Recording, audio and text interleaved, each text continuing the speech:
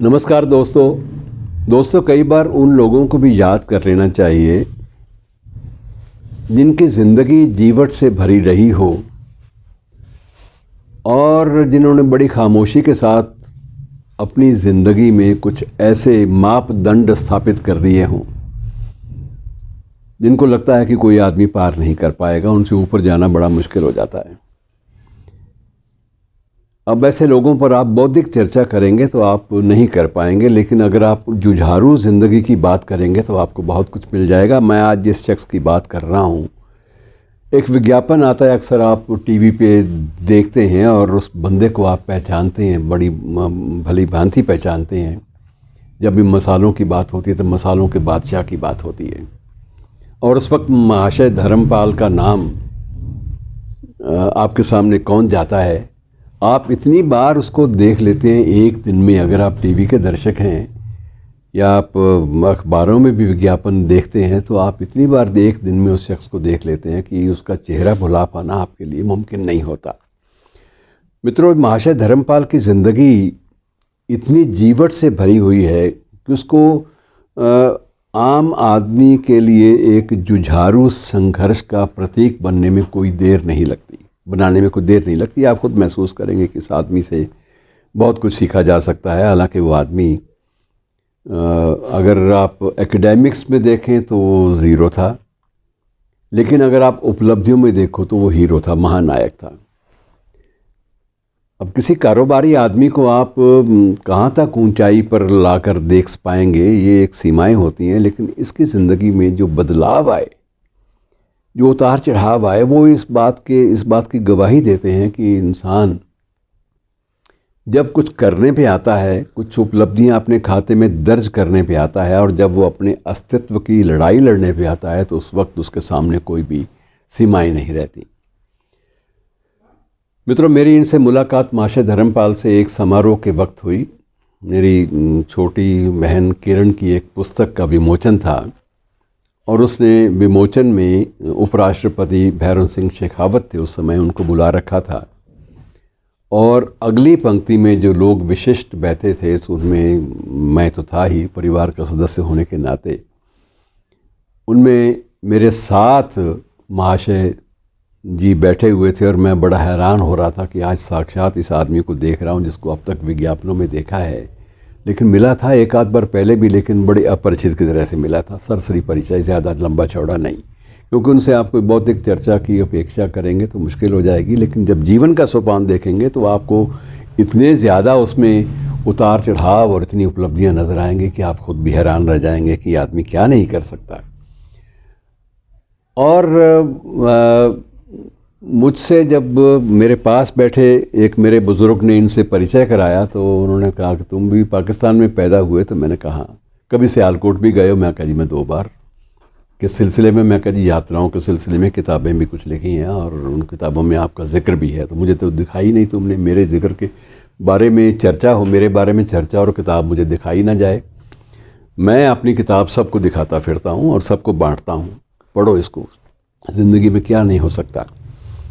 मित्रों, किताब थी एक तांगे वाला और इन्होंने बताया उस वक्त जो रोंगटे खड़े कर देने वाली बात कि मैं 23 साल की उम्र में, इन्होंने बताया उस समय। उससे पहले मैं आपको जिक्र कर दूं इसी संदर्भ का। किसी संदर्भ में जब उपराष्ट्रपति का स्वागत करने के लिए किरण चोपड़ा खड़ी हुई और उन्होंने बड़े सम्मान के साथ उनका स्वागत तो किया ही किया उपराष्ट्रपति का, और साथ में जो मुख्य लोग आए हुए थे उस दिन विशिष्ट अतिथि के रूप में उनका भी परिचय उनसे करवाया। और उसी सिलसिले में उसने महाशय धर्मपाल जी का नाम भी लिया और महाशय जी ने खड़े होकर, जैसे उनकी आदत थी, दोनों हाथ हिला के आशीर्वाद उसको दिया और उपराष्ट्रपति महोदय को भी उन्होंने हाथ दोनों बांध के प्रणाम किया। और उपराष्ट्रपति का मुंह खुला हुआ, भैरों सिंह शेखावत का, बड़े आश्चर्य के साथ, और वो हंसने लगे एकाएक। फिर उन्होंने माइक लिया स्वयं कि मैंने अब तक समझा था कि ये व्यक्ति कोई एमडीएच वालों ने हायर किया हुआ है, बूढ़ा एक, ताकि इनके मसालों की विश्वसनीयता बनी रहे। मुझे नहीं पता कि ये आदमी जिंदा है, ये आदमी कायम है, कि ये आदमी वाकई असलियत में जीवित व्यक्ति है, ये आज मैं पहली बार सामने देख रहा हूँ। और मैं तो बड़ा हतप्रभ हूँ। मैं समझा था कि एक मॉडल है, एक बूढ़ा आदमी।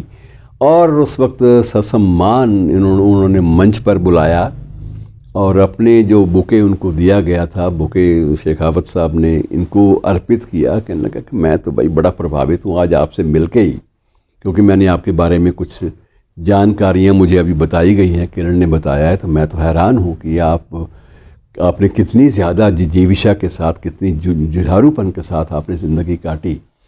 और इसी बीच माशा जी ने कहा कि नहीं, मैं मंच पर नहीं बैठूंगा, क्योंकि मैं तो मेज़बान हूँ, मैं इन बच्चों के लिए आया हूँ, तो मैं तो नीचे सामने वहीं बैठूंगा। बड़ी विनम्रता के साथ आए, मंच से नीचे और बैठ गए। मुझसे गुफ्तगू शुरू हो गई। तो उस दौरान इन्होंने बताया था कि तुम जानते हो मैं कितनी उम्र में, तुम्हारी उम्र कितनी थी? तो मैंने कहा जी 3 साल। कि तुम तो मुझसे बहुत छोटे थे। मैंने कहा हाँ जी, छोटा तो आज भी हूँ। तो उन्होंने बताया कि मैं 23 वर्ष की उम्र में, मैं वहाँ विभाजन के समय कुछ दिन हम लोग पहले निकल नहीं पाए वहाँ से, निकलने के रास्ते नहीं थे। जहाँ जिस रास्ते जाएं वहाँ पर खून खराबा, वहाँ पर कत्लेआम, वहाँ पर बहुत लाशें बिछी पड़ी थी। और अंत में मैंने हिम्मत जुटाकर अपने परिवार वालों को लेकर निकलने का एक प्रयास किया और मैं सफल हो गया। एक शरणार्थी ट्रेन, स्पेशल ट्रेन जा रही थी और उस ट्रेन तक पहुंचने में मुझे कुछ दोस्तों ने मदद की और हम लोग दिल्ली, पुरानी दिल्ली रेलवे स्टेशन के ऊपर हम लोग पहुंच गए।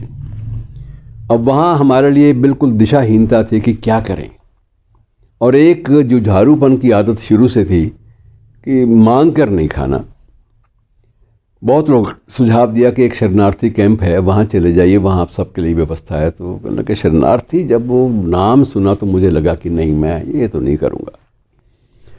मैंने एक दो पुराने परिचित थे, कहते हैं, तो मैं उनके यहाँ मैंने पता कराया, तो कोशिश की कि उनके यहाँ पहुँच जाऊँ। और एक टांगा मैंने लिया और टांगे पे बैठकर करोल बाग में अपने उस दोस्त के साथ पहुँचा। दोस्त ने भी बड़ा खैर स्वागत किया, मुझे बड़े प्यार से उसने बैठाया और सारी हालात सुने मेरे, और उसके बाद उसकी भी आंखों में आंसू। और हालात दिल्ली के भी बहुत बुरे थे। तो वो कहते हैं कि उस समय ये हुआ कि मैं महसूस करता रहा कि अब मैं क्या करूं, मुझे समझ नहीं आता। और तय ये हुआ कि आखिर में रोज़गार तो करना पड़ेगा। तो मैंने उनसे कहा भी मैं मांग के नहीं खाऊंगा और ना ही तुम्हारे घर ज़्यादा मैं मेहमान नवाजी तुम्हारी ले पाऊंगा, क्योंकि मैं थोड़ा सा खुददार आदमी हूँ।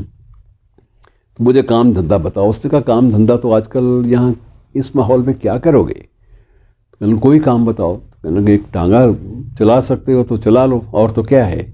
और एक दोस्त है मेरा टांगे वाला, जो टांगे किराए पे भी देता है, तो मैं उससे ले देता हूँ।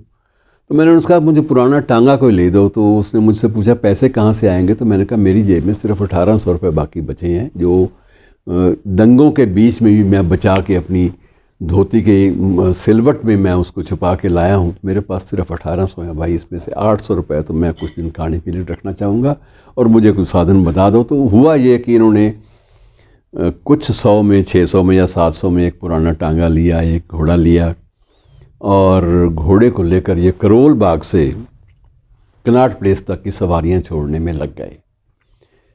साल बीत गए, लेकिन काम तो ठीक है कि सवारियां ढोने में 4 पैसे शाम को मिल जाते थे। इज्जत की रोटी खाने के लिए, आटा, नमक, तेल सब कुछ बंदोबस्त करने के लिए इतने पैसे जुगाड़ हो जाता था कि मैं किसी के सामने हाथ ना पसारूं। और उसके बाद कुछ दिन के बाद लगा कि ये काम भी हो नहीं पाएगा। घोड़ा इधर उधर हो गया, कुछ ऐसी बात हो गई। तो उसके बाद बड़ी संकट था। फिर किसी एक और दोस्त पुराना मिला, उसने कहा कि एक ही तरीका है कि यहाँ लोग गुड़ जो हैं वो गाज़ियाबाद से लेके आते हैं, और कई बार तो गुड़ के थैले हाथों में पकड़ने पड़ते हैं और कोई चारा नहीं है। तो मैंने वो काम शुरू किया, अपने दोस्त के साथ मिलकर वहाँ से छोटे छोटे कट्टे हाथ में उठाकर गुड़ के गाज़ियाबाद से लाता और दिल्ली, खारी बावली या जो छोटे छोटे मार्केट थी वहाँ बेच देता। धीरे धीरे किसी ने मुझे सुझाव दिया कि यार तुम्हारा तो ख़ानदानी मामला था मसालों वाला, तुम मसाले बनाने नहीं जानते। तो वो मैंने काम शुरू किया और उसके बाद पीछे मुड़कर नहीं देखा। और आज मैं इस मुल्क का, उनके अपने शब्द थे कि आज इस मुल्क का मैं अपने जैसी कंपनियों का सबसे बड़ा वेतनभोगी मैनेजिंग डायरेक्टर हूँ, संचालक हूँ। सबसे ज़्यादा वेतन मैं पाता हूँ देश में। तो मैंने कहा लाला जी क्या करते हो वेतन का? तो कहता 90% वेतन मैंने भाई फिक्स कर रखा है, बेटों को बता दिया है, लिखित में दे दिया है, स्टाम्प पेपर पे लिख कर दिया हुआ है कि 90% मेरे वेतन का काट कर जिन संस्थाओं के मैं नाम दूं उनको दान दे दिया जाए। और आज तक मैं परंपरा निभाने में समर्थ हूं कि 90% अपने वेतन का मैं संस्थाओं को दान देता हूं। संस्थाओं की एक फहरिस्त है, 90 संस्थाएं हैं और सबके संस्थाओं के खाते में मैं वो ट्रांसफ़र करवा देता हूं और बड़े आराम से मेरी ज़िंदगी चल रही है। लेकिन इस बीच में जो जूझना पड़ा, ज़िंदगी में जो संकट, उतार चढ़ाव देखने पड़े, लेकिन एक संकल्प था कि कभी किसी के सामने हाथ नहीं पसारना। और मुझे इस बात का गर्व है कि मुझे वो दिन नहीं देखना पड़ा जब मैंने किसी से मदद मांगी हो। ऐसी एक जुझारू शख्सियत जो प्रेरणा का एक स्रोत बन जाती है हमारे लिए, वो जब सामने आती है तो उस वक्त लगता है कि नहीं, इस बंदे से तो बहुत कुछ सीखा जा सकता है। और अब वो अगर विदा हुए हैं तो तकलीफ़ भी हो रही है, कुछ साल और चल जाते तो शायद शताब्दी अपनी मना जाते। तो चले गए, लेकिन बहुत सारी ऐसी चीज़ें छोड़ गए हैं, बहुत सारी उनकी वसीयत में करोड़ों का धन है जो संस्थाओं के नाम पे भी है, बहुत कुछ है और भरा पूरा परिवार है।